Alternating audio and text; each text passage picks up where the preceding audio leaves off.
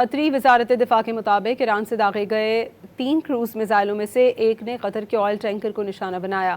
وزارت دفاع نے ایکس پر بتایا کہ 2 میزائلوں کو تباہ کر دیا گیا ہے، جبکہ تیسرا میزائل قطر انرجی کے کرائے پر موجود ٹینکر سے ٹکرا گیا۔ ٹینکر کے 21 رکنی عملے کو محفوظ طریقے سے نکال لیا گیا اور کوئی زخمی نہیں ہوا۔ قطری وزارت دفاع کے مطابق ایران سے داغے گئے 3 کروز میزائلوں میں سے ایک نے قطر کے آئل ٹینکر کو نشانہ بنایا۔ وزارت دفاع نے ایکس پر بتایا کہ 2 میزائلوں کو تباہ کر دیا گیا ہے، جبکہ تیسرا میزائل قطر انرجی کے کرائے پر موجود ٹینکر سے ٹکرا گیا۔ ٹینکر کے 21 رکنی عملے کو محفوظ طریقے سے نکال لیا گیا اور کوئی زخمی نہیں ہوا۔ قطری وزارت دفاع کے مطابق ایران سے داغے گئے 3 کروز میزائلوں میں سے ایک نے قطر کے آئل ٹینکر کو نشانہ بنایا۔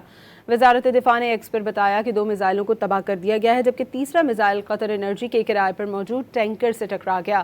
ٹینکر کے 21 رکنی عملے کو محفوظ طریقے سے نکال لیا گیا اور کوئی زخمی نہیں ہوا۔